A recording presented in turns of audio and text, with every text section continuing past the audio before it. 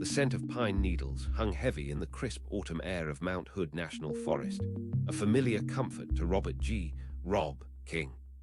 He was a man who found his solace in the wild, a seasoned outdoorsman who considered these rugged Oregon trails as much his home as his family's house in the Portland suburbs. It was October 2018, and Rob, along with a close-knit group of friends, had embarked on what was meant to be a restorative weekend escape.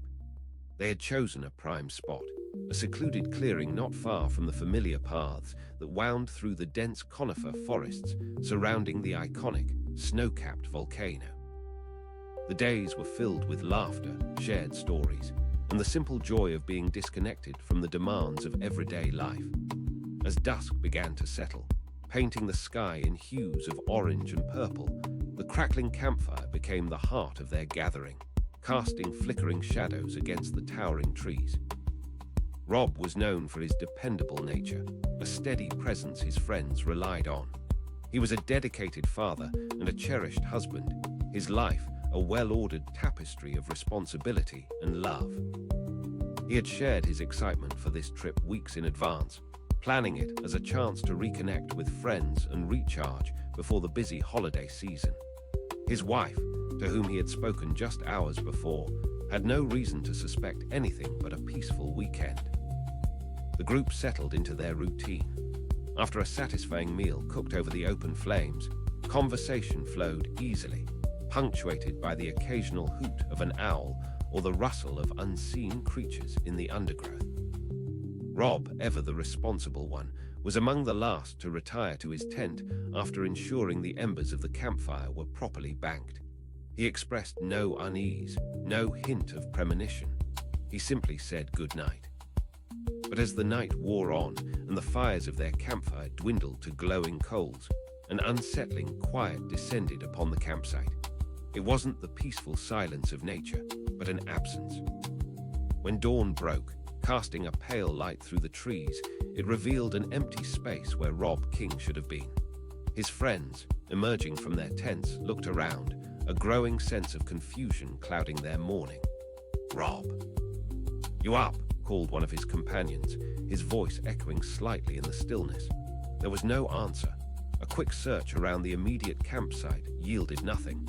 His sleeping bag was still neatly positioned inside his tent, his belongings largely undisturbed. It was as if he had simply evaporated into the mountain air. Initial thoughts were that Rob might have gone for an early morning walk, perhaps to explore a nearby ridge or answer nature's call. This was not uncommon for him. However, as the hours stretched into midday and still no sign of Rob, a knot of anxiety began to tighten around his friends. They called out his name repeatedly, their voices now tinged with a nervousness that was starting to feel like fear. The serene beauty of Mount Hood National Forest, which had seemed so inviting just hours before, now felt vast and indifferent. The dense wilderness, a place Rob loved, suddenly took on an unnerving, imposing character.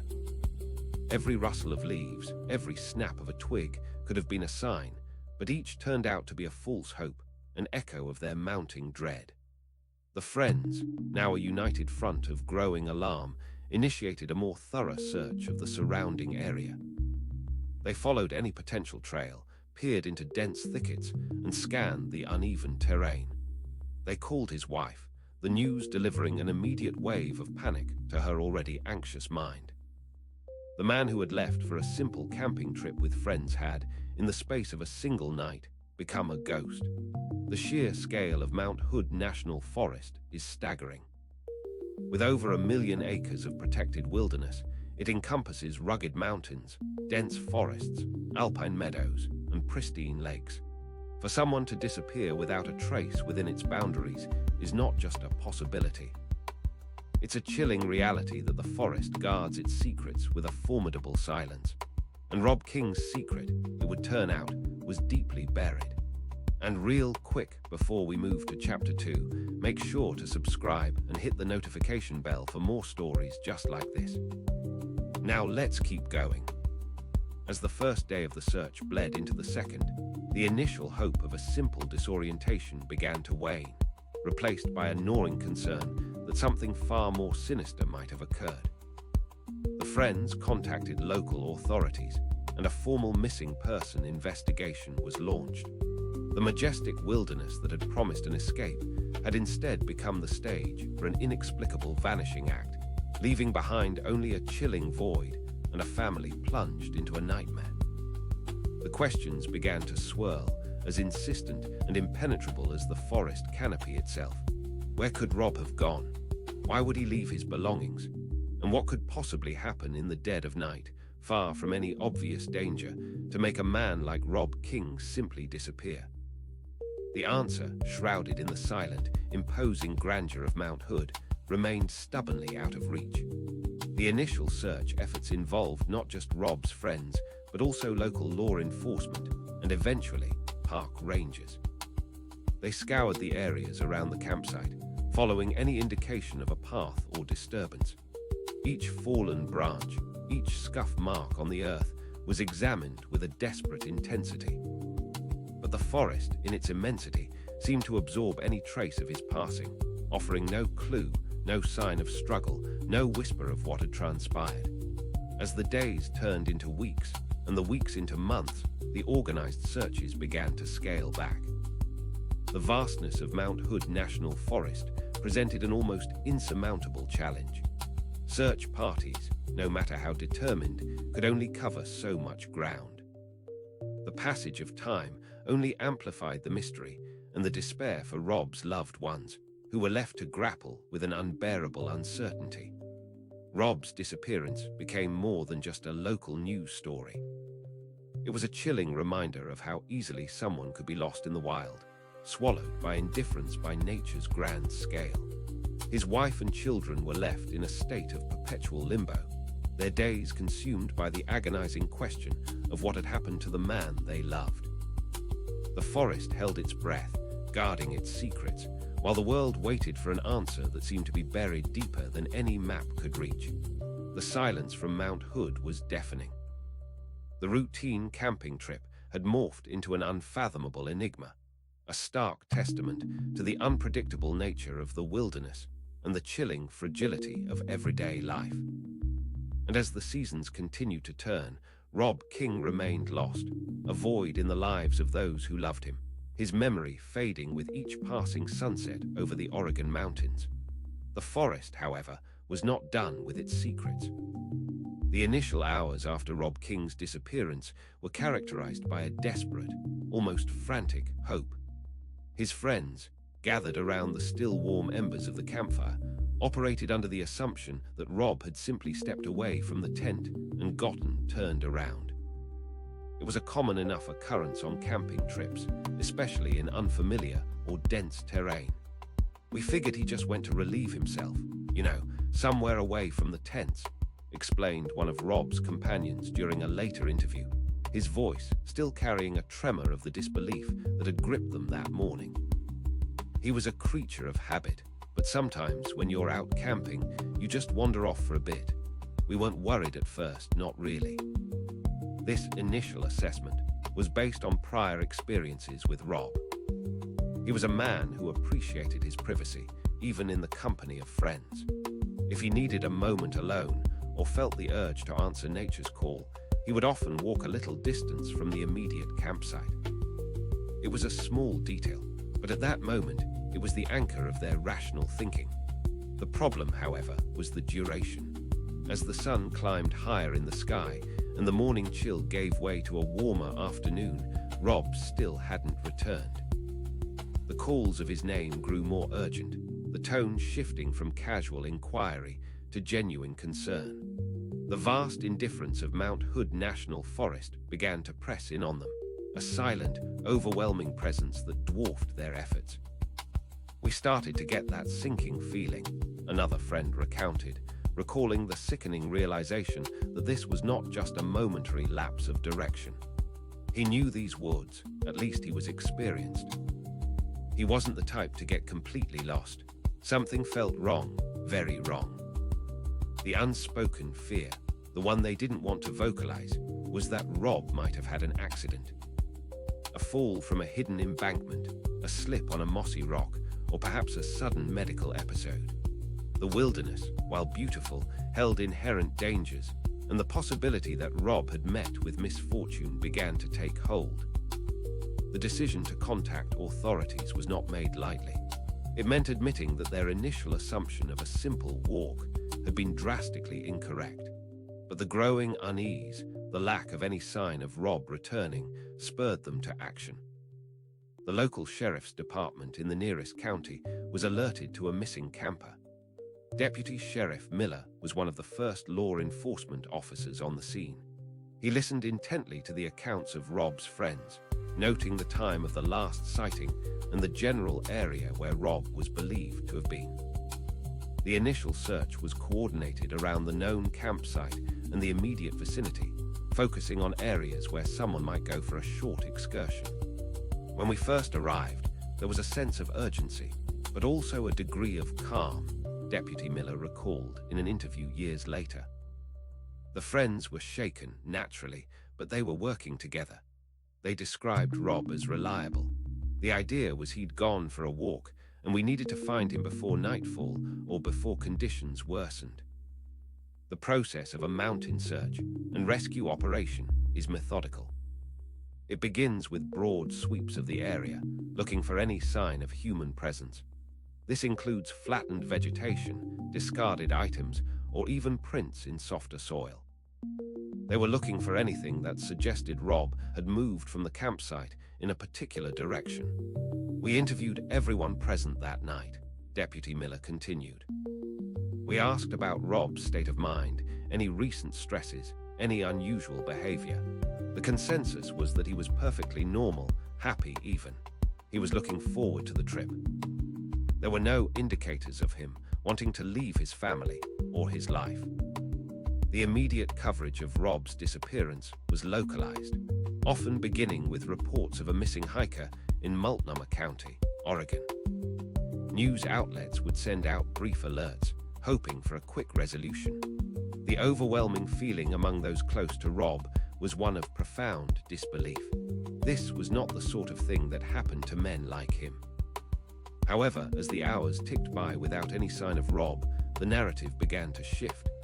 The initial hope that he had simply gotten lost and would be found walking back into the campsite, perhaps sheepishly, slowly eroded. The vastness of the wilderness began to feel less like a place to explore and more like a trap.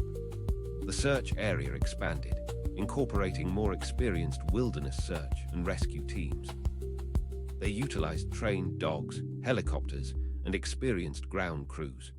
The objective was to cover as much ground as possible, systematically combing the dense forest and the more rugged terrain that characterized Mount Hood National Forest.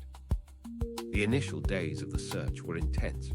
Teams trekked for miles, calling Rob's name, their voices swallowed by the immense silence of the woods. They found no dropped items, no footprints that could be definitively identified as Rob's leading away from the campsite, and no signs of a struggle. It was as if he had simply walked over an invisible threshold and ceased to exist. The absence of any obvious clues was, paradoxically, the most chilling detail. It defied the logic of a simple accident. If he had fallen, there might be signs of a tumble. If he had become disoriented, there might be evidence of him trying to retrace his steps. But there was nothing, just the silent, impassive face of the forest. Rob's wife, meanwhile, was in a state of profound shock and despair. The man she had said goodbye to that morning, the man who had promised to return, was gone. She clung to the hope of his safe return, but the lack of any news, any shred of evidence from the extensive searches, weighed heavily on her heart. The days were a blur of waiting, dread, and the overwhelming mystery of his vanishing. The search continued for several days, exhausting all immediate possibilities. The sheer scale of the area, coupled with the rugged terrain and the passage of time, made the chances of a successful ground rescue dwindle with each passing hour. The initial hope of a simple walk had long since been replaced by a grim realization that Rob King had truly vanished, leaving behind only questions and an aching void. The reality of the situation began to sink in for the friends and family. The initial optimism that Rob had simply gone for a short, unplanned walk had dissolved into the stark, terrifying truth. He was gone, and the forest seemed determined to keep its secrets. This was no mere case of getting lost. It was an unnerving enigma etched into the heart of the Oregon wilderness. And as the organized search efforts began to wind down, a haunting question lingered in the crisp mountain air. If Rob King hadn't simply gone for a walk, then what had happened to him in the silent hours of that October night? The answer, it seemed, was as elusive as the man himself, lost somewhere within the impassive grandeur of Mount Hood. The initial search for Rob King was a testament to the dedication of his friends, local law enforcement, and the specialized wilderness search and rescue teams. They meticulously combed the area surrounding the campsite in Mount Hood National Forest, their eyes scanning every inch of the forest floor for any sign of his passage. But the woods, particularly in the autumn, are adept at erasing footprints. The team's strategy was to establish a perimeter and then expand it outwards. They looked for broken twigs, disturbed leaf litter, any deviation from the natural state of the forest that might indicate a human had passed through. Every rustle of leaves, every snapped branch underfoot, sent a jolt of hopeful anticipation through the searchers, only to be met with the disheartening realization that it was merely the forest breathing. "We had dogs on the ground, sniffers trained to pick up human scent," recalled one of the lead search coordinators. They worked the area around the campsite, trying to pick up a trail, but the scent was everywhere, mixed and faded. The wind, the rain, the fallen leaves, it all works against you in a place like this. The searchers also focused on any potential access to trails or roads, however faint. Rob was an experienced outdoorsman, and if he had become disoriented, his instinct would have been to find a recognizable path or landmark. But the area where they were searching was relatively remote, with few clearly marked trails immediately adjacent to their chosen campsite. "We found some boot prints, but they were difficult to attribute," explained a deputy involved in the initial search. There were prints from his friends, obviously from when they were setting up camp and searching. And the terrain itself can create natural indentations that might look like tracks. Nothing stood out as definitively Rob, heading strongly in one direction or another. This lack of clear tracks became one of the most baffling aspects of the case. If Rob had simply wandered off, even in a confused state, he would have trod on the ground, leaving behind some trace. The fact that his trail seemed to vanish, or rather, never truly materialize in a discernible way, was deeply unsettling. It suggested a departure that was either incredibly careful or perhaps from something entirely unexpected. The search teams expanded their efforts, venturing further into the dense undergrowth and up the more challenging slopes of Mount Hood. The terrain was unforgiving. Steep ravines, thickets of rhododendrons, and uneven ground made progress slow and arduous. Each step required careful attention, both for the searchers' safety and for the hope of finding a clue. "We considered all possibilities," a seasoned park ranger stated, his voice measured. "Accidental fall, getting lost, medical emergency. But the complete absence of any sign of him, no personal effects, no disturbed earth that suggested a stumble or a fall, it was as if he dissolved into the forest." The volunteers and the professionals involved in the search dedicated hundreds of hours. They meticulously mapped out the areas they covered, ensuring no stone, no fallen log was left unexamined. The frustration grew with each passing day as the pristine wilderness offered no succumbent, no answer to their desperate pleas for a sign. "You go into these searches with a purpose, a clear objective," one of the search party members admitted. "But the longer you search and the less you find, the more you start to question everything. You start to feel a sense of helplessness. It's the mountain, it's just so big, and it yields nothing." The media coverage, initially focused on the missing person aspect, began to highlight the baffling lack of evidence. Headlines spoke of the vanishing camper and the forest that swallowed a man. The narrative shifted from a rescue operation to one of an enduring mystery. The clean slate of the forest floor became a symbol of the impenetrable enigma. This lack of tracks meant that theories about Rob's departure remained purely speculative. Had he been disoriented and walked in circles, leaving no clear path? Or was there something else entirely that prevented him from leaving a discernible trace?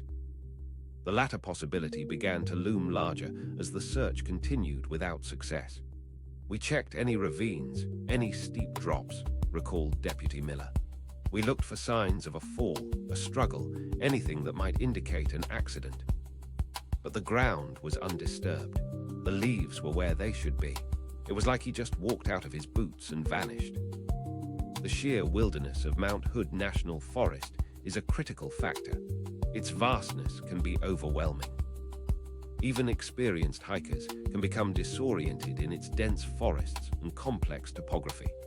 However, Rob's friends insisted he was not the type to be reckless or to underestimate the power of the mountains. He was prepared. This preparedness and the lack of any trace of him deviating from his usual habits only deepened the perplexity. If he had gone for a deliberate walk, he would have likely informed someone or left a note. If he had accidentally strayed, he would have left some indicator of his path. The void he left behind was absolute. The realization that the tracks simply didn't exist or were too well hidden to be found was a significant turning point in the investigation's initial phase. It meant that the search could no longer rely on following a direct line from the campsite. They had to broaden their speculative search, considering more improbable scenarios. What if Rob hadn't walked away from the campsite in a straight line? What if he had simply stepped out of the tent and been taken? The thought was chilling, but the absence of any evidence of anything else made it increasingly difficult to dismiss. The forest wasn't just hiding him, it was actively keeping its secrets. With the initial search efforts yielding no concrete leads, the case began to stagnate. The lack of tracks became a wall, an impenetrable barrier that prevented investigators from moving forward. The hope of a quick resolution faded, replaced by the grim reality of an open, baffling disappearance. The forest had given up nothing, leaving Rob King and his fate still lost in the silence. The question that gnawed at everyone involved was, if there were no tracks, then how could he have possibly left the immediate vicinity of the campsite? The answer remained elusive, a silent taunt from the towering trees and the indifferent earth. The search had hit a dead end, and the mystery of Rob's vanishing was only just beginning. As the initial, intensive ground search for Rob King began to yield no tangible results, the investigation broadened its scope. The focus gradually shifted from just the immediate wilderness surrounding the campsite to a wider area, and importantly, to the people who had been there. The friends who had accompanied Rob on his ill-fated camping trip were interviewed extensively. These were men who had shared laughter, meals, and the camaraderie of the outdoors with Rob for years. They described him as a good husband, a devoted father, and a reliable friend. There were no obvious signs of conflict within the group, no hidden grudges that might suggest foul play among them. Their distress seemed genuine, their confusion palpable. However, in any investigation, especially one involving a disappearance, every detail, no matter how small, is scrutinized. Investigators began piecing together the timeline of events leading up to Rob's vanishing. They meticulously documented who was where, what they saw, and when. One detail that emerged during these interviews, initially dismissed as insignificant, was the arrangement of vehicles at the campsite. The group had arrived in several cars, typical for a weekend camping trip. Rob had driven his own vehicle, as had most of the others. The cars were parked at the designated spot near the trailhead, a good hike from their chosen campsite, which they reached on foot. After the initial panic and the commencement of the search, the friends had remained at the campsite area, coordinating with the authorities. However, a slight discrepancy in the vehicle movements began to surface. One of Rob's friends, a man named Chris, had mentioned a brief trip back to his car. The official reports documented that after realizing Rob was missing, the friends stayed put, waiting for the official search and rescue teams to arrive and coordinate. But in one of the interviews, Chris stated that he had driven his vehicle back to the parking area to retrieve additional supplies and to coordinate the initial search effort more effectively from there. This seemed plausible, a practical step taken amidst the chaos. However, as investigators delved deeper, they found subtle inconsistencies in Chris's account regarding this specific trip. When asked about the exact timing and duration of his drive back to the car, his answers seemed evasive, his recollection hazy. It was a small detail, easily overlooked in the grand scheme of a missing person, but in the methodical world of detective work, even slight vagaries could become significant. Investigators checked the location where the group had parked their cars. It was a designated lot, a common starting point for hikers and campers venturing into the more remote parts of Mount Hood National Forest. There were security cameras in some public areas of national forests, but not typically at remote trailheads. Their initial review of any possible surveillance footage from nearby access points showed nothing conclusive. The focus then turned to the vehicles themselves. Rob's vehicle remained parked at the trailhead, untouched. The other friends' vehicles were also accounted for. What investigators wanted to establish was the exact movements of Chris's car. During a subsequent interview, detectives pressed Chris about his trip back to the parking area. They specifically asked if anyone else had been in his car, or if he had seen or picked up anyone. Chris maintained that he had been alone, that he had simply driven back to get more water and batteries for flashlights. However, a witness came forward a few days later. A hunter who had been in the general vicinity of the parking area that morning recalled seeing a vehicle very similar to Chris's car parked there for an unusual length of time. More importantly, the hunter remembered seeing someone else in the passenger seat of that vehicle. This witness description was vague, obscured by distance and the surrounding trees. The person in the passenger seat was described as male, but their features were indistinct. The hunter had not paid it much mind at the time, as it was a popular area for outdoor enthusiasts. But in the context of Rob King's disappearance, it became a flicker of light in the darkness, a potential clue. The passenger seat. This was the critical detail. If Chris had indeed picked up someone, and that someone was not part of their original group, it drastically altered the scenario of Rob's disappearance. It injected an unknown element into an already perplexing situation. Detectives interviewed Chris again, this time presenting the witness statement. Chris's demeanor reportedly changed. He became defensive, his earlier vagueness replaced by a more agitated state. He continued to insist he had been alone, but his arguments became more forceful, almost desperate. He seemed agitated by the question, a detective on the case anonymously told a journalist later. We asked him point blank if he had given anyone a ride, specifically if anyone had been in his passenger seat that morning, either before or after the camping trip. His reaction was significant. He denied it, but his denial felt rehearsed. The mystery deepened. If Chris was telling the truth and he was alone, then the hunter's sighting was mistaken or unrelated.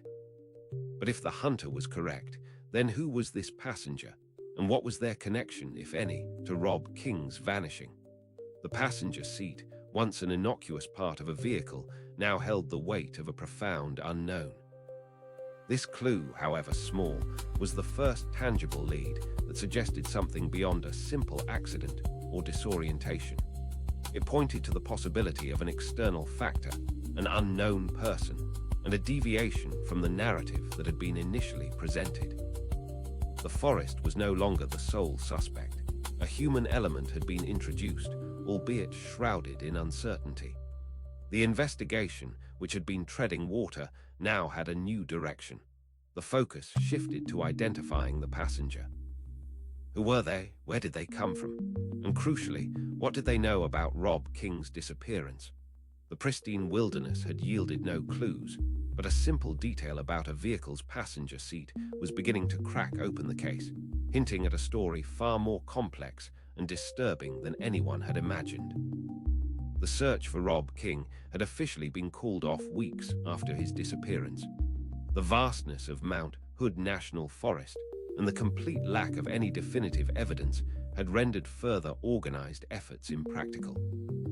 Rob's family, heartbroken and desperate, clung to the hope that he might still be found, but the reality of his absence had firmly set in. The case went cold, relegated to the archives of unsolved mysteries, a painful enigma for his wife and children.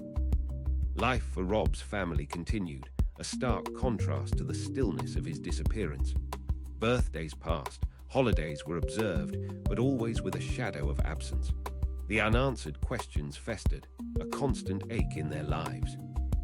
They revisited the campsite area periodically, walking the trails, hoping for a miracle, a sign from the mountain that had claimed their husband and father. 3 years passed, 3 years of silence, of unanswered prayers, of a longing for resolution. The autumn of 2021 arrived, bringing with it the familiar crisp air and vibrant foliage to Mount Hood National Forest. It was during this time that a group of amateur hikers, exploring a less traveled section of the park, stumbled upon something extraordinary. They were several miles from the original campsite, venturing off a less popular trail, when one of the hikers noticed something unusual partially obscured by a moss-covered fallen log. It was a dark, rectangular object, its shape suggesting it might be some form of equipment. Curiosity piqued, they carefully moved aside the decaying wood and dislodged the object. What they uncovered was a heavily damaged digital camera. Its casing was cracked, showing signs of significant impact, and the lens was scratched. It looked as though it had been subjected to considerable force or had lain exposed to the elements for a long period. The explorers, recognizing the potential significance of the find, handled it with care. Their immediate thought was that this might be a lost camera, perhaps belonging to another hiker. However, the conditions suggested it had been there for a considerable time. They decided to try and retrieve any data it might hold and contacted the local authorities. The possibility, however slight, that this could be connected to Rob King's disappearance was something they couldn't ignore. The camera was handed over to the Multnomah County Sheriff's Department. Detectives, initially skeptical, agreed to examine the device. The possibility of finding anything useful after 3 years seemed remote. Water damage, corrosion, and physical trauma could easily render memory cards unreadable. But a miracle, or perhaps something far more disturbing, was waiting inside. A technician, skilled in data recovery, painstakingly worked on the damaged camera. After several days of delicate work, using specialized equipment, they managed to extract a small amount of data from the memory card. It was a handful of photographs, some corrupted, but others surprisingly intact. The images were grainy and of poor quality, likely due to the camera's damaged state and the primitive digital technology of the time. The first few photos showed blurry landscapes, the familiar dense forests of Mount Hood. Then, the images became more focused, revealing what appeared to be a campsite. The details were subtle, but recognizable. The setup appeared very similar to the one Rob and his friends had used. There were tents, a fire pit, and even some camping gear that looked strikingly familiar. The quality was low, but the context was compelling. Then came the photographs that sent a chill down the spines of the investigators. These were clearly taken at night, illuminated by what appeared to be a flashlight or camera flash. The images were eerie, filled with shadows and a sense of unease. One photograph showed a distorted, indistinct figure standing near what looked like a tent. Another image, however, was far more unsettling. It was a close-up of what looked like a face, illuminated by the flash. The features were blurry, distorted by the camera's damage and the low light, but the expression was one of stark terror. Wide eyes, an open mouth caught in a silent scream, a face contorted in fear. It was a chilling, frozen moment of extreme distress. The implications of these photos were monumental. They proved that someone using this camera had been at a campsite strikingly similar to Rob King and had captured images of alarming intensity, culminating in a photograph of a person in sheer terror. The location was also in the general vicinity where Rob had disappeared. Could these photos be of Rob himself? Were they taken by him, documenting a terrifying encounter? Or were they taken by someone else, capturing Rob or his experience? The damaged camera, found hidden beneath a log, had suddenly become the most significant piece of evidence in the case, a silent witness that spoke volumes about a night that had previously been shrouded in complete mystery. The images were haunting and deeply disturbing. They offered the first real, material evidence since Rob King's vanishing, a tangible link to his final moments, or at least to the moments of terror that had occurred in that remote part of the forest. The question now was, what terrifying scene had this damaged camera captured, hidden beneath a log for 3 long years? The discovery of the damaged camera and its contents sent a wave of renewed urgency through the Multnomah County Sheriff's Department. For 3 years, Rob King's disappearance had been a cold case, a heartbreaking mystery with no tangible leads. Now, these ghostly images, retrieved from the depths of the forest, offered a potential breakthrough, a glimmer of hope that the truth might finally be unearthed. The forensic team meticulously analyzed each photograph. The early images depicted a campsite that bore a striking resemblance to the one Rob and his friends had occupied.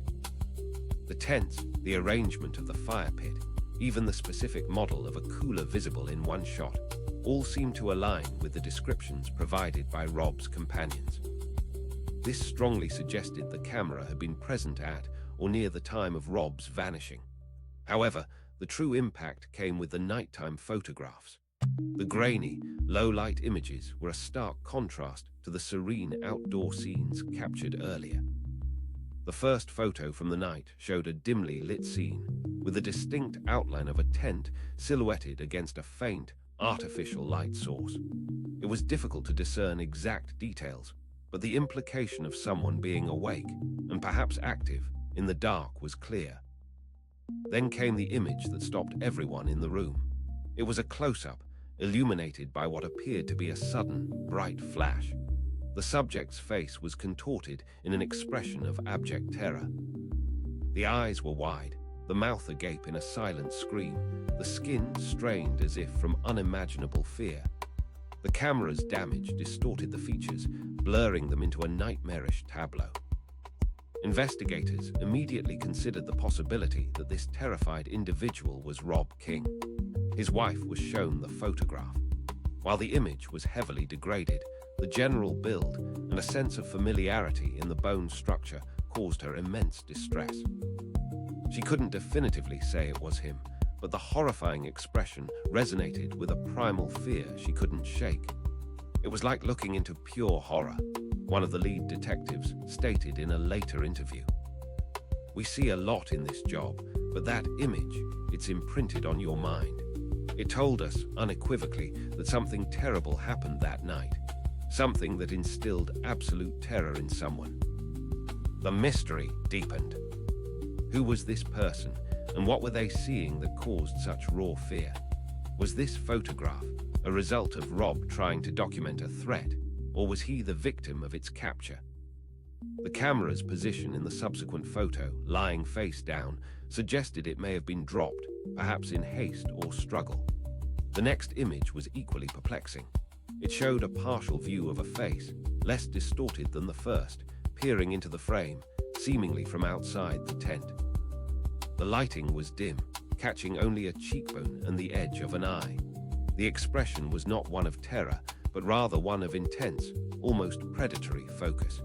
Was this the source of the terror captured in the previous photograph?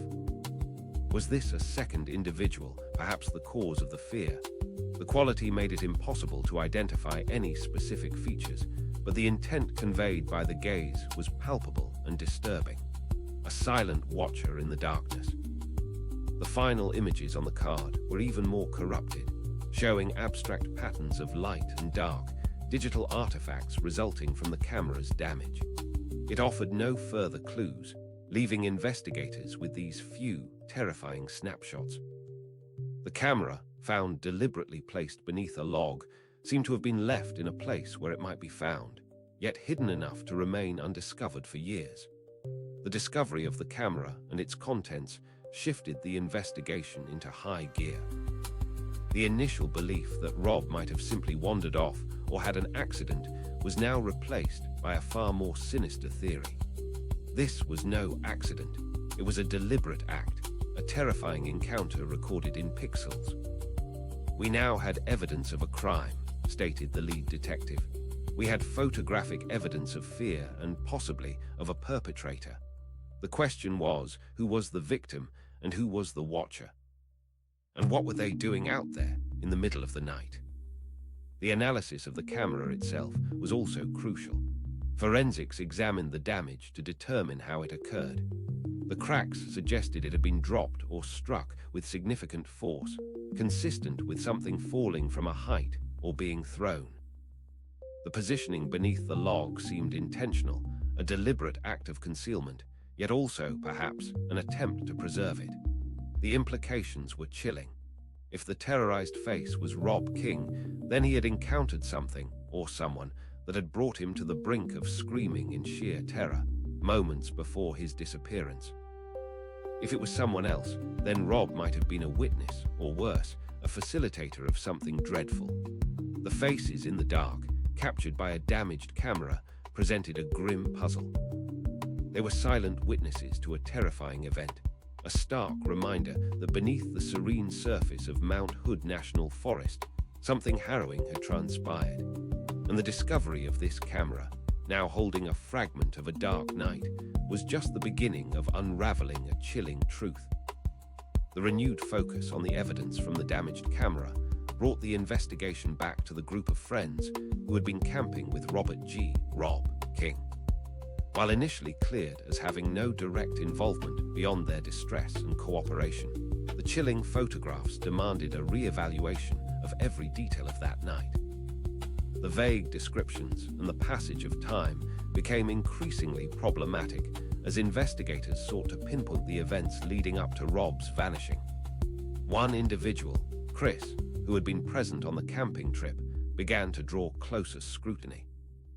His account of the evening, while seemingly consistent on the surface, started to reveal inconsistencies and notable omissions when examined against the backdrop of the newly discovered photographic evidence. During the initial interviews, Chris had been cooperative, but his memory of the specific hours when Rob disappeared seemed particularly fragmented. Investigators recall Chris's initial statements emphasizing that Rob had simply gone to his tent for the night, and he himself had retired shortly thereafter.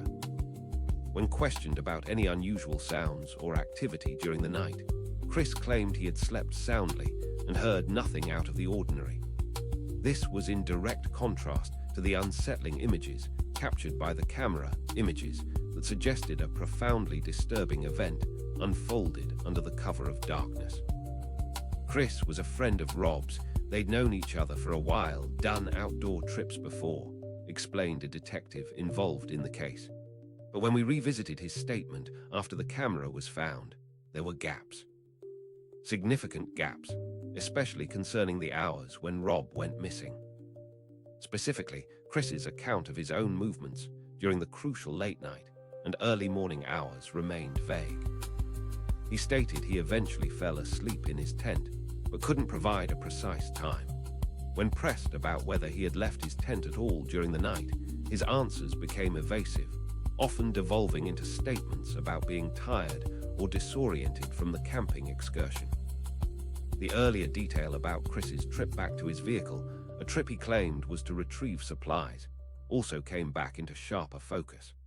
While initially dismissed, especially after the witness reported seeing a passenger, Chris's insistence on being alone on that trip now seemed more like a calculated effort to distance himself from any potential complications. We asked him if he had seen Rob after Rob went to his tent, the detective continued. He said no. We asked if he had heard anything. He said no. It was a wall of no's. But the camera told a different story, a story of movement, of terror, of a presence that was anything but silent. The investigators began to cross-reference Chris's timeline with those of the other friends. While their memories also had the natural haze of a camping trip recounted weeks later, they generally corroborated each other's accounts of their own locations and perceived activities. Chris, however, stood apart with his peculiar lack of detailed recollection for certain critical periods. There was a particular focus on his activities between the time Rob reportedly went to his tent and the discovery of his absence the next morning. If Rob had experienced a terrifying encounter, as the photos suggested, many assumed that at least one other person in the group would have heard something, seen a light, or been disturbed in some way. Chris's claim of sleeping through whatever transpired was becoming increasingly difficult to accept. You have a group of people in close proximity, in a relatively quiet environment, a seasoned investigator noted. For one person to hear absolutely nothing while something evidently terrifying was happening nearby, it raises questions about their presence and their awareness, or perhaps their deliberate inattention. The evidence from the camera was undeniable. A chilling scene, a terrified face, and a shadowy presence.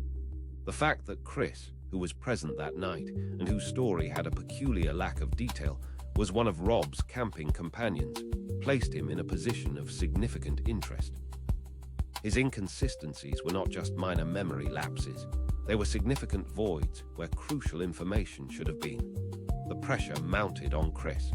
Detectives revisited him, presenting him with the new evidence, the stark reality of the photographs.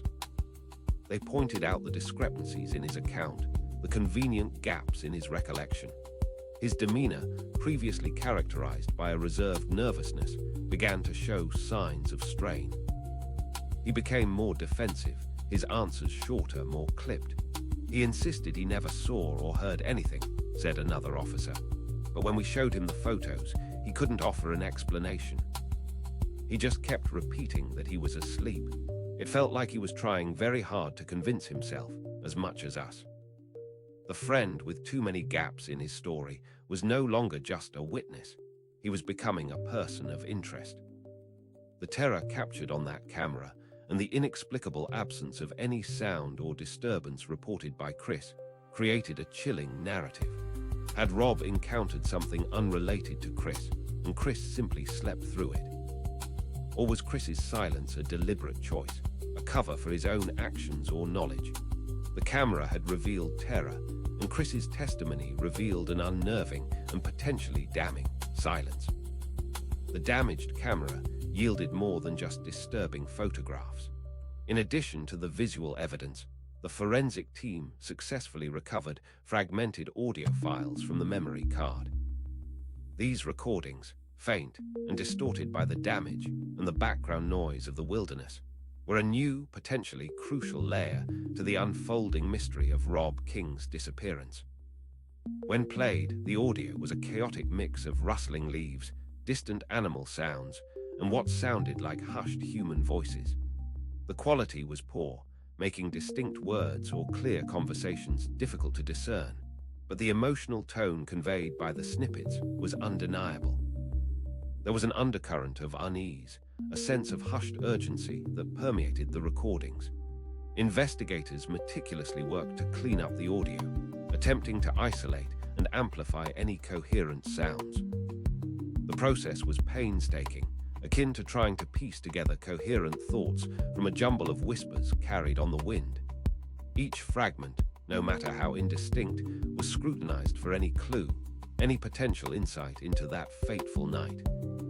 One of the clearer segments, though still muffled and with significant static, seemed to capture the sound of heavy breathing, punctuated by short, sharp gasps. It sounded like someone in distress, struggling for breath, or perhaps in a state of extreme exertion or fear. This segment was particularly chilling when considered alongside the photograph of the terror-stricken face. Another audio clip featured what sounded like hushed, low voices.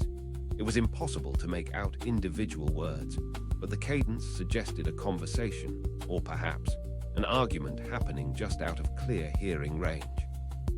The tone was tense, the exchanges brief and clipped. It hinted at a clandestine interaction occurring in the dead of night. The audio was a challenge to interpret, admitted a forensic audio technician. It was heavily degraded.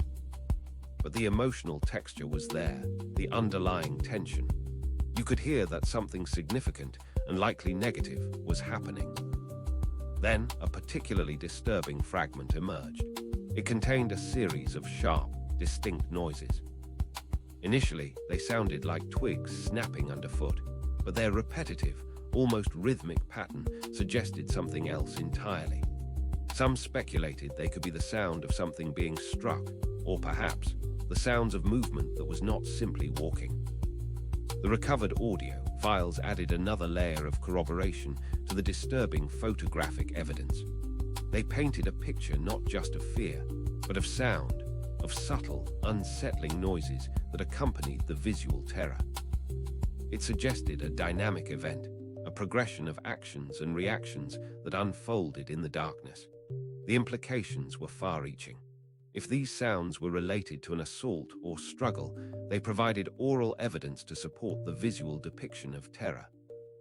They suggested an interaction, perhaps even a confrontation, that had taken place outside the immediate vicinity of the tents, or perhaps just beyond their thin fabric walls. We had the visual evidence of terror, noted Detective Miller.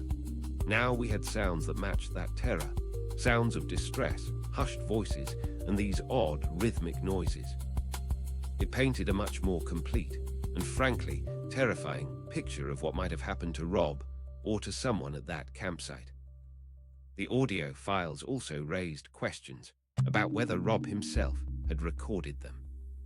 Given his experience as an outdoorsman, it was plausible that he might have carried a recording device or used his camera's audio function to document his surroundings or any unusual occurrences. However, the fragmented nature of the recordings made it impossible to confirm authorship with certainty. The focus of the investigation began to intensify on the nature of the sounds. Could the rhythmic noises be identified? Were they consistent with any type of activity that might occur in the wilderness? Or were they indicative of something more sinister, something manufactured for a destructive purpose? The audio, like the photographs, offered fragments of truth, tantalizing glimpses into a dark night.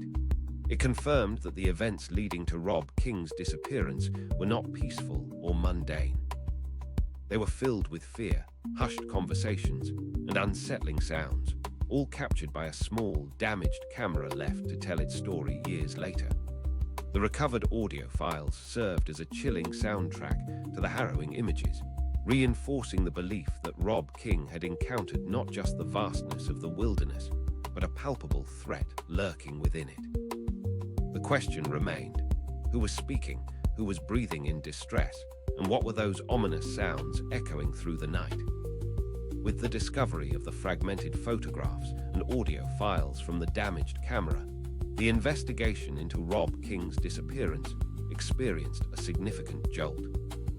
The chilling images of terror and the unsettling sounds offered the first concrete evidence that his vanishing was not an accident, but likely the result of a terrifying encounter. The forensic analysis of the camera's memory card was ongoing, with technicians working to recover any additional data that might have been overlooked. As the team meticulously sifted through the recovered data, they stumbled upon a file that hadn't been immediately apparent among the corrupted images and audio fragments. It was a single JPEG file, remarkably intact despite its proximity to the damaged footage. This photograph, taken earlier than the others, provided a crucial context for the terror that unfolded later. This picture, referred to as the picture before the first by the investigators, depicted the campsite on what appeared to be the same evening, but under much clearer lighting conditions. It was taken from a slightly different vantage point than the initial landscape shots, offering a wider view of the immediate area. Unlike the later night vision images, this photograph was well lit, allowing for a much clearer assessment of the surroundings. In this image, Rob King himself was clearly visible. He was sitting by the campfire, his face illuminated by the flames, engaged in conversation with one of his friends. His expression was relaxed, characteristic of a man enjoying a peaceful camping trip. This was the Rob his family knew and loved, a man at ease in the wilderness. The detail that immediately caught the investigators' attention, however, was not Rob himself, but a subtle element in the background. Partially obscured behind a thicket of trees, at the edge of the recognizable clearing, there was a faint outline of a figure. The figure was indistinct, blurred by the camera's focus and the natural shadows cast by the dense forest. However, the position of this figure was significant. It was standing at a distance, observing the campsite. It was not part of their group. The posture suggested a silent presence, a watcher. This was the first visible indication that their camping trip was not as secluded or private as they had believed. This photograph was a game changer, one detective explained. It showed Rob seemingly at peace, but it also showed something else. It showed a presence that was there, watching them before anything went wrong. It was the first visual confirmation of an unseen element. The investigators zoomed in on the figure, attempting to glean any discernible details. It was impossible to identify the person, their features lost in the low resolution and the shadows. But the mere fact of their existence and their clandestine positioning at the periphery of the campsite was profoundly disturbing. It suggested premeditation, surveillance. This evidence directly contradicted the initial narrative of a peaceful, uninterrupted camping trip that simply ended with Rob's unexplained disappearance. It now appeared that Rob and his friends were being observed, perhaps for some time, before the terrifying events captured in the later photographs. The implications of this single photograph were immense. It transformed the scenario from one of a possible lone accident or disorientation to one that strongly suggested an external threat. Someone was observing them. Why? And what was their intention? This picture before the first provided the crucial context for the terror that followed. It confirmed that the fear wasn't born from a sudden, internal incident, but from an external element that had been present, observing their vulnerability. The silent watcher in the trees was now a tangible threat, a specter that had been lurking in the background before the nightmare truly began. The investigators now had a timeline of sorts, anchored by this earlier photograph. It suggested that the events escalated from observation to whatever transpired, leading to the terrified screams and Rob's disappearance. The mystery deepened, but a clear direction for the investigation had emerged. Identifying the lone observer from the trees. Who was this person? Were they familiar with the area? Were they targeting Rob specifically, or was it a random encounter? The well-lit photograph, a stark contrast to the shadowy terror that followed, offered the first concrete clue to the presence of an unknown and potentially dangerous figure on that fateful night. The discovery of the picture before the first, showing a shadowy figure observing the campsite, along with the subsequent disturbing photographs and audio recordings, had irrevocably shifted the investigation. It was no longer about a lost hiker, but about a potential crime and a terrifying encounter. The investigators, now armed with more than just speculation, began to meticulously re-examine all recovered evidence, looking for anything that could identify the observer or shed light on their intentions. One item that had been recovered from the same general area where the camera was found, near the fallen log, was a small, waterproof map case. At the time of its initial discovery, along with the camera, the map inside was water-damaged and mostly illegible. It had been logged as a potentially insignificant piece of evidence, just another bit of discarded outdoor gear. However, with the new context provided by the photographic evidence, investigators decided to take another look at the map case and its contents. While the paper map was severely degraded, the waterproof plastic casing itself had protected it to a degree, and more importantly, it contained something else.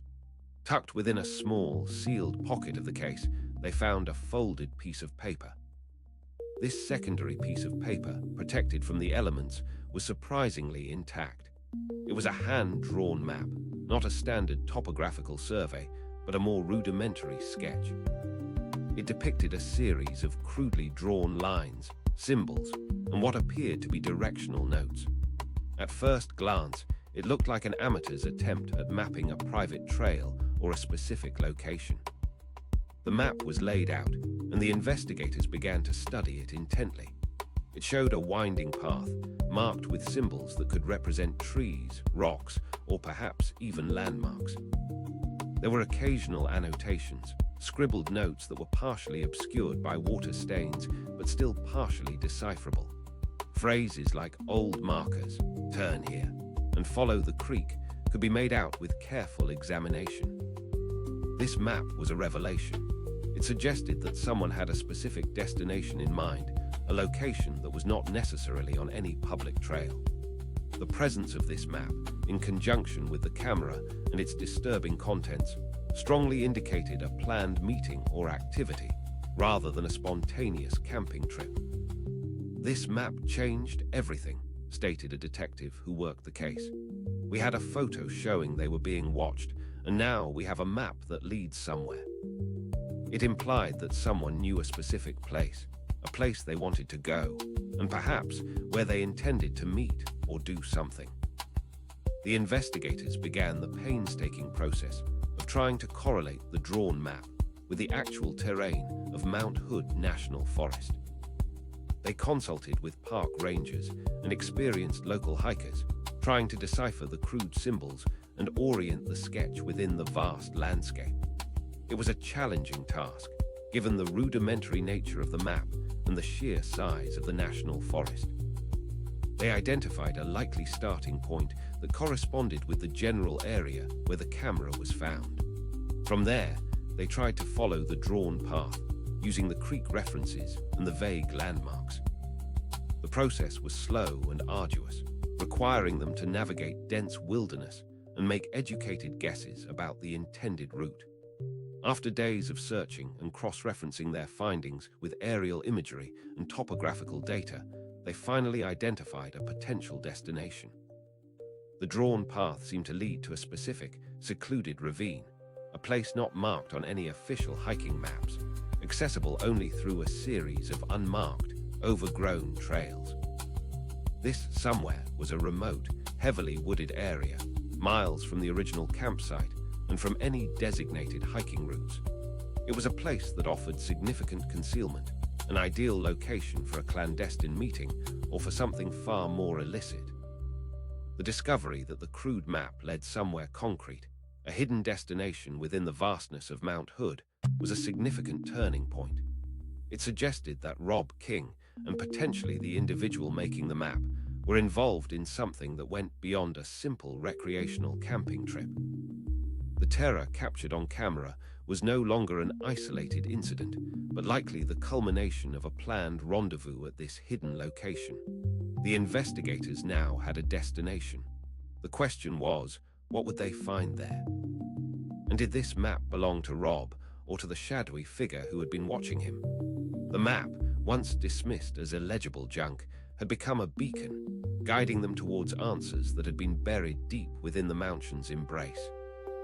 The identification of a potential remote location, guided by the hand-drawn map, injected a new urgency into the investigation. Investigators, now believing that Rob King's disappearance was linked to this hidden spot, prepared to explore the ravine. However, as they delved deeper into the history of the area and the potential significance of this secluded location, a chilling coincidence began to emerge.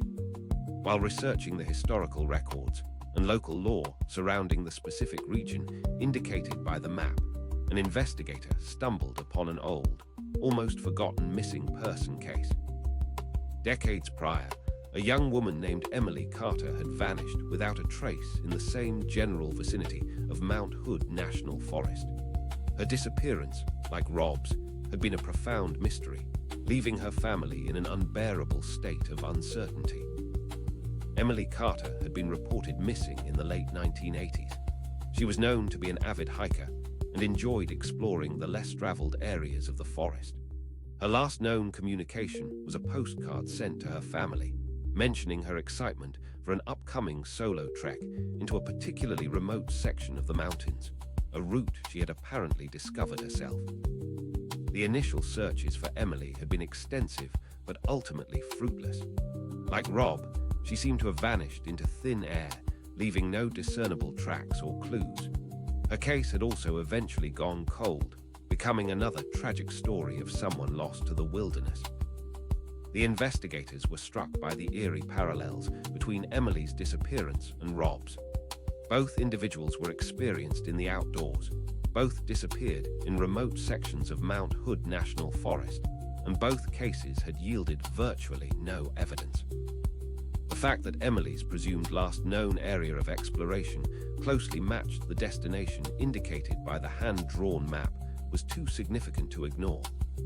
When we cross-reference the map's destination with historical missing persons reports, Emily Carter's name cropped up, recounted a lead investigator. It was a cold case, back from the 80s. The details were incredibly similar: experienced hikers, remote locations, no evidence left behind. It was too much of a coincidence. The investigators began to pore over the old files related to Emily's disappearance. They tried to piece together her last known movements, her interests, and any clues that might have been overlooked in the original investigation. What they found only deepened the sense of unease. Emily had been known to draw her own maps of areas she explored, detailed sketches of her routes and discoveries. Could the hand-drawn map they found be hers, or perhaps a map leading to a place she had discovered and frequented? The symbols and notations on the map began to take on a new meaning, potentially representing a place that held significance for a frequent visitor to that secluded part of the mountain. The existence of this other disappearance, eerily mirroring Rob's, suggested that the remote location wasn't just a random spot, but potentially a place with a history, a place where people could vanish. It raised the horrifying possibility that Rob King was not the first person to meet a tragic end in that secluded ravine, and that his disappearance might be connected to a pattern of disappearances. The investigators now had a chilling theory. The remote location indicated by the map might be the common denominator in multiple vanishments. If this was the case, then the camera found near that location, with its terrifying images, might not only be documenting Rob's ordeal, but potentially the events surrounding Emily's disappearance as well, albeit from decades earlier. The journey to the ravine, which had initially been about finding Rob, now carried the weight of solving 2 decades-old mysteries. The terror captured on the camera could be an echo of what Emily Carter had experienced, a silent testament to a dark secret held by that remote corner of Mount Hood. The other disappearance had brought a profound sense of dread, hinting at a much larger and older tragedy at play. The team organized a more robust expedition to the ravine, not just to search for further evidence related to Rob, but to look for any signs that might connect to Emily's case. The woods that had once seemed indifferent now felt ancient and foreboding, holding the secrets of not one, but potentially 2 lost souls. The mounting evidence, the chilling photographs, the unsettling audio, the mysterious hand-drawn map, and the resurfacing of Emily Carter's similar disappearance all pointed towards a deliberate transgression, a dark secret hidden within the remote corners of Mount Hood National Forest. As the investigation intensified, the spotlight inevitably turned with greater focus and suspicion onto Chris, the friend with the too many gaps in his story. His inconsistencies, once dismissed as minor, now appeared as deliberate obfuscations. Detectives decided to confront Chris with the full weight of the new evidence. They reiterated the details from the recovered camera: the clear image of a shadowy observer before the incident, the photograph of a terrified face, and the audio recordings of distress and hushed, tense voices.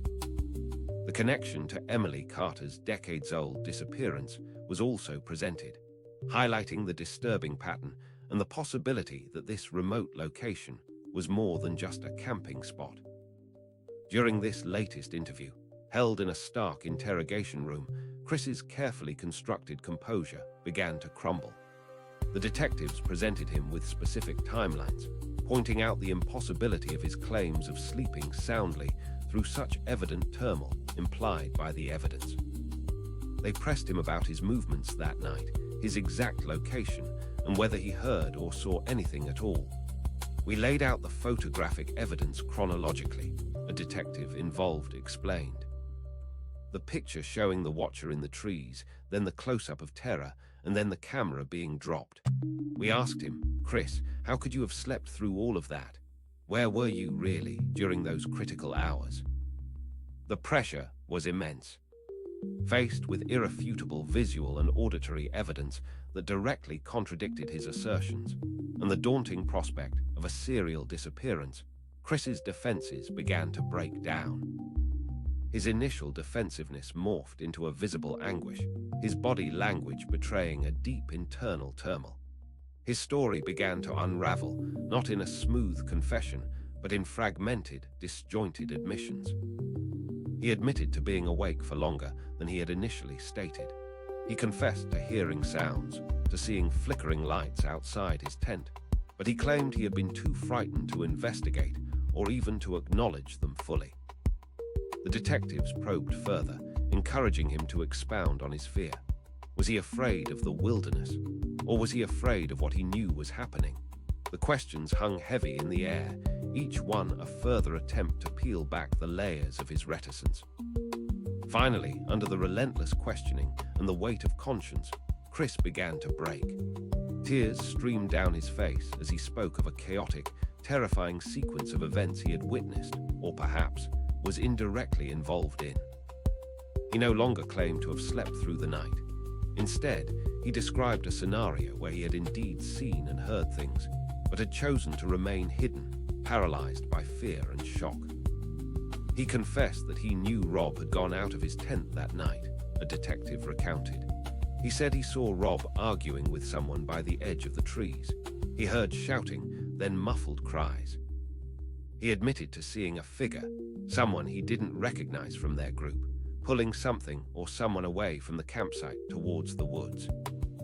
Chris's confession wasn't a clear, step-by-step account of Rob's demise, but rather a series of panicked recollections.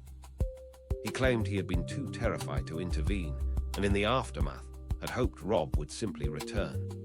When Rob didn't, and the search began, Chris's fear and guilt had prevented him from speaking the truth, leading to his contradictory statements. The detail about the hand-drawn map also came up. Chris admitted that the map was not Rob's, but belonged to the individual he saw that night. He described the person as secretive and someone who spoke cryptically about a special spot they frequented in the woods. This confirmed the map's purpose and its connection to the shadowy figure seen in the earlier photograph. The confession was a watershed moment, but it was far from complete. While Chris admitted to witnessing something horrific and to concealing his knowledge, he stopped short of fully detailing everything he saw or knew about Rob's fate. He maintained that he had only seen fragments of the event, that his fear had blinded him to the full picture. His confession brought a chilling confirmation of an external threat and a struggle involving Rob King. But it also raised new questions about Chris's exact level of involvement and his motives for the prolonged silence. Had he merely been a terrified witness, or was there more to his story that remained hidden, even in his breakdown?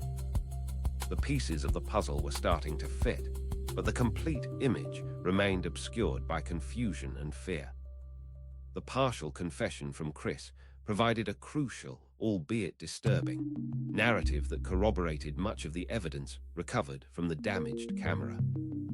He admitted to witnessing a confrontation involving Rob King and an unknown individual near the campsite, and acknowledged the existence of the hand-drawn map to a secluded location. This confession brought the investigation out of a state of pure speculation and into the realm of confirmed human involvement in Rob's disappearance. However, Chris's account, even in his breakdown, was incomplete. He maintained that he had only glimpsed fragments of the event, that his fear had overwhelmed his senses. He spoke of a struggle, of Rob being led away, but he could not provide definitive details of what ultimately happened to Rob King. The crucial final moments remained shrouded in the darkness that Chris claimed he had been too scared to truly witness. Detectives, armed with Chris's confession and the location indicated by the map, refocused their efforts on the remote ravine. The expedition to this secluded area, once solely a search for evidence, now became an attempt to find a definitive answer, a conclusive explanation for the terror captured on the camera and the fate of Rob King. As the team, accompanied by Chris, navigated the overgrown, unmarked trails leading to the ravine, the atmosphere was thick with anticipation and dread. The hand-drawn map, crude as it was, proved surprisingly accurate in guiding them through the dense wilderness. Each step they took brought them closer to the place where the camera had been found, and likely to the events that had unfolded that fateful night. Upon reaching the ravine, a sense of profound stillness pervaded the air. It was a deeply secluded area, almost entirely cut off from the outside world by thick forest and steep terrain. The natural beauty of the location was overshadowed by an impalpable sense of unease, a quiet foreboding that seemed to emanate from the very earth. The team began to meticulously search the area, looking for any signs of disturbance, any remnants that might connect to Rob King or the unknown individual. They scoured the undergrowth, examined the rocky outcrops, and searched along the banks of a small, trickling creek that ran through the bottom of the ravine. It was near a cluster of ancient, gnarled trees that they found what they were looking for. Partially concealed beneath a thick layer of decaying leaves and pine needles, they discovered more remnants of camping gear. These items, a torn sleeping bag, a discarded water bottle, fragments of clothing, were significantly more damaged than the camera, suggesting they had been there for an extended period, perhaps deliberately left behind or scattered. The significance of these findings was amplified when the investigators returned to the recovered audio files. They listened again to the faint, distorted recordings, this time with the physical evidence before them and the specific location in mind. Amidst the chaotic sounds of rustling leaves and distorted breathing, they identified a new segment, previously obscured by background noise. This segment contained a long, drawn-out pause, a silence so profound it felt like a rupture in the recording. It was not the natural silence of the forest, but an unnatural cessation of sound that lasted for several agonizing seconds. Following this long pause, the audio picked up again, but the atmosphere had changed. The hushed urgency was gone, replaced by a different kind of sound. It was faint, almost imperceptible, but consistent with what sounded like the dragging of something heavy across the forest floor. The investigators theorized that this long pause might represent the precise moment of Rob King's demise or incapacitation. The dragging sound that followed could have been the perpetrator moving Rob's body or disposing of evidence from the ravine. This pause, appearing after the sounds of struggle and hushed voices, was the chilling audio echo of the definitive act that had led to Rob's vanishing. The discovery of further remains in the ravine, meticulously recovered and analyzed by forensic teams, provided the grim confirmation. Though heavily degraded, the skeletal remains were identified through dental records as belonging to Robert G. King. The terror captured on his camera was indeed his own final moments of fear, leading to his ultimate fate in this secluded, forgotten corner of Mount Hood. The long pause in the audio, once merely an unnerving silence, now represented the deafening quiet after an unthinkable act. The evidence, painstakingly pieced together from a damaged camera, fragmented audio, a crude map, and Chris's broken confession, had finally pieced together the tragic end of Rob King. But one chilling question remained. Who was the shadowy figure, the perpetrator responsible for this dark deed, and what was their connection to the other disappearance? The recovery of Rob King's remains and the partial confession from Chris brought a grim sense of closure to one aspect of the investigation. However, the persistent questions surrounding the identity of the shadowy figure seen in the photographs and the connection to Emily Carter's decades-old disappearance meant the case was far from over. The ravine, once a place of presumed loss, was now a crime scene, a place of discovery that hinted at a darker, more prolonged pattern. As investigators continued their meticulous examination of the ravine and its surroundings, seeking any further evidence that might link the present to the past, they made another significant find. Tucked away in a small natural crevice, partially shielded by an overhang of rock and brush, they discovered another object. This time, it was a second camera, an older model, significantly more weathered than the first, but undeniably a camera. This second camera was in a far worse state of disrepair than the first. Its casing was cracked and corroded, suggesting it had been exposed to the elements for a much longer period. It looked like it had been there for years, possibly even decades, a silent sentinel in the secluded ravine. The find was electrifying.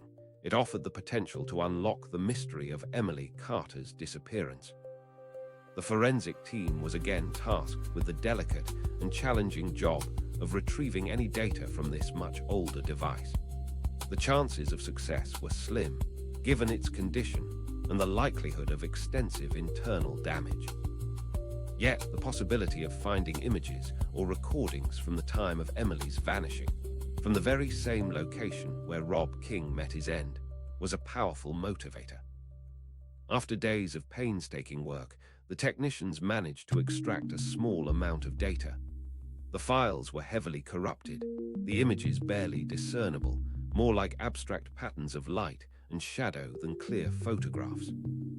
However, after extensive digital reconstruction and enhancement, a few images began to emerge from the digital noise. These faint, ghostly images depicted a landscape that was recognizably the same ravine, captured perhaps decades prior. The trees were younger, the undergrowth different, but the topography was unmistakable. And then, amidst the abstract visuals, a fleeting glimpse of a person. The image was extremely degraded, almost like a double exposure. But within it, a face could be seen, a young woman with a determined, perhaps slightly weary expression. It was indistinct, but experts believed it bore a resemblance to known photographs of Emily Carter, suggesting this was indeed her, exploring the same remote location. There were also fragmented audio files recovered from this second camera. These recordings were even more distorted and difficult to decipher than those from Rob's camera. They contained sounds of wind, rustling leaves, and what might have been distant human voices, but they were too incoherent to provide any clear narrative or identifiable dialogue. However, what was significant was not necessarily the clarity of the content, but the mere existence of these files. The fact that a second camera, containing images of Emily Carter and found in the same secluded ravine years later, strongly suggested a connection between the two disappearances. It indicated that this remote location was not just a place Rob King met an unfortunate end, but a place that had perhaps claimed Emily decades earlier, and that this pattern might not be unique to them. The implications were profound.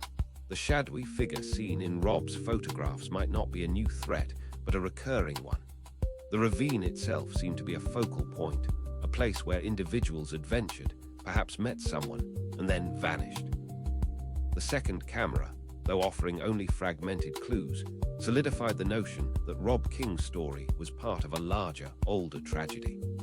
The existence of a second camera, lying dormant for years, presented a chilling testament to the secrets hidden within the landscape.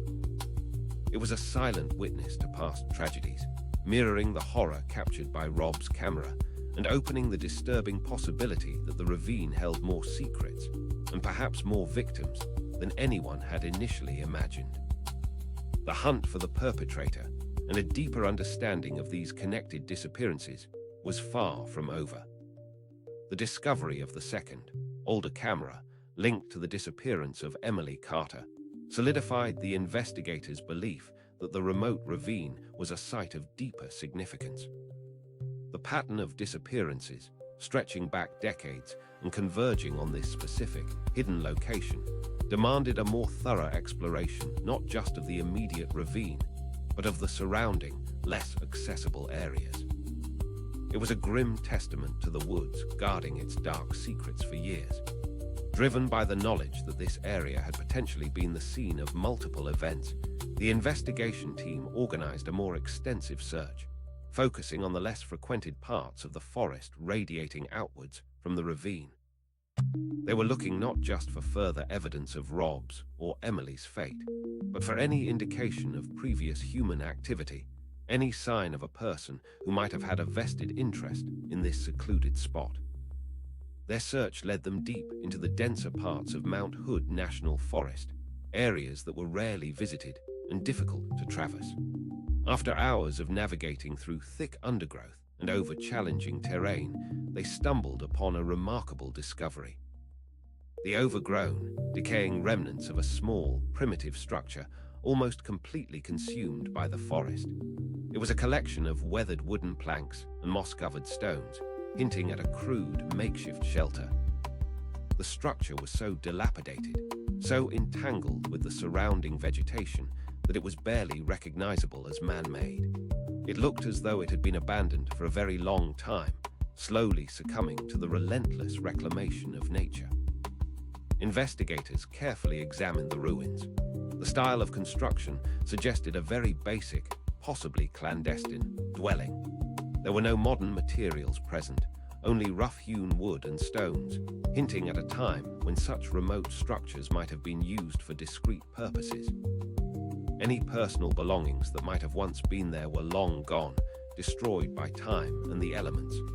The discovery of these ruins was a significant development. It suggested that the secluded ravine was not just a place of transient encounters, but a location that someone had utilized, perhaps even inhabited, with a degree of regularity. It provided a potential rationale for why an individual might have maintained a secret presence in such a remote area, and why they might have used it for clandestine meetings. The builders of this rudimentary shelter, whoever they were, had chosen a location that offered extreme isolation and concealment. The proximity to the ravine, where the cameras and remains were found, was not accidental.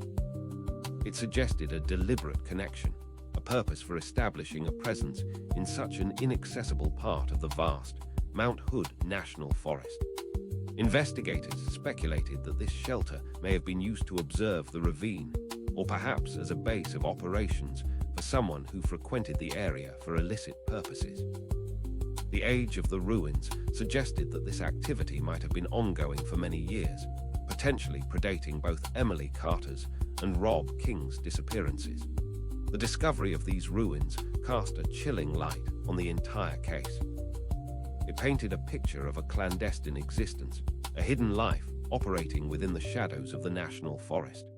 The isolated shelter, slowly turning to dust, was a silent testament to secrets long kept, secrets that had likely led to the tragic fates of at least 2 individuals. The investigation team worked to determine the age of the structure, analyzing the decay of the materials and consulting with historical experts, but a precise dating proved elusive. However, the degree of overgrowth and the style of construction strongly indicated that it had been built a considerable time ago, further reinforcing the idea of a long-standing presence in the area. The ruins in the trees stood as a stark reminder that the wilderness could conceal not only natural dangers, but also human-made enigmas. They served as a tangible link to the potential perpetrator, a place where they might have planned their actions, observed their targets, and perhaps hidden their secrets. The discovery shifted the focus from just finding answers to actively locating the individual who had utilized such a hidden, ominous space. The investigation into the disappearance of Robert G. Rob King had evolved from a missing person case to a complex entanglement of evidence, confessions, and chilling discoveries. The remote ravine in Mount Hood National Forest had yielded the remains of Rob, along with a series of disturbing photographs and audio recordings from a damaged camera.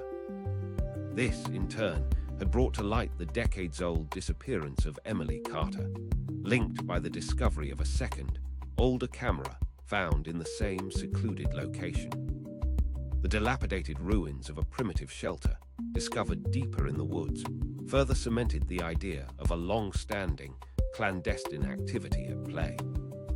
With Rob's remains positively identified and Chris's partial confession painting him as a terrified witness rather than a perpetrator, the focus of the investigation intensified on the unknown individual, the shadowy figure seen in the photographs and linked to the hand-drawn map and the hidden structure. This individual was now considered the prime suspect in Rob's death and potentially Emily Carter's as well.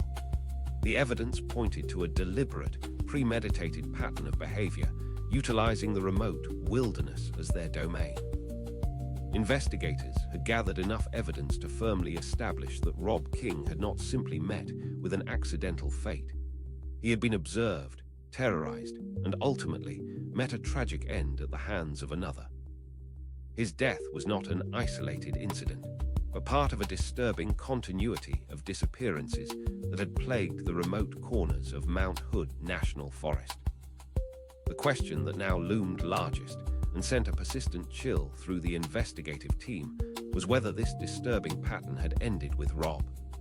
Had the discovery of the cameras and the subsequent investigation into Rob's death brought an end to the perpetrator's activities, or had they merely been forced into deeper concealment, waiting for another opportune moment? The perpetrator remained unidentified, an enigma masked by the vastness of the forest and the passage of time. The crude map, the shelter, the older camera, and the recent ones all suggested a consistent methodology, a practiced approach to selecting victims and concealing their actions. The perpetrator was someone who understood the wilderness, who used its isolation to their advantage, and who had, for years, successfully evaded detection. The evidence suggested a chilling possibility. Rob King may not have been the first victim, and the fact that the investigation was bringing these events to light did not guarantee he would be the last. The remote, secluded nature of the ravine and the surrounding wilderness meant that further disappearances could occur, undetected, for years to come if the perpetrator was still active. The investigation continued, with efforts to identify the person responsible intensifying. Analysts pored over any old case files, any reports of unusual activity in the region, searching for a match to the characteristics suggested by the recovered evidence. They scoured local records, searching for individuals with a history of outdoor expertise, reclusiveness, or any connection to the areas where the evidence had been found. The story of Rob King's disappearance, once a simple tragedy of a man lost in the woods, had transformed into an unsettling narrative of a cunning predator, operating in the shadows of a vast and unforgiving wilderness. The evidence collected served as a grim warning, a testament to the darkness that can lurk beneath the surface of apparent tranquility. As the team meticulously pieced together the final fragments of evidence, a sense of profound unease remained.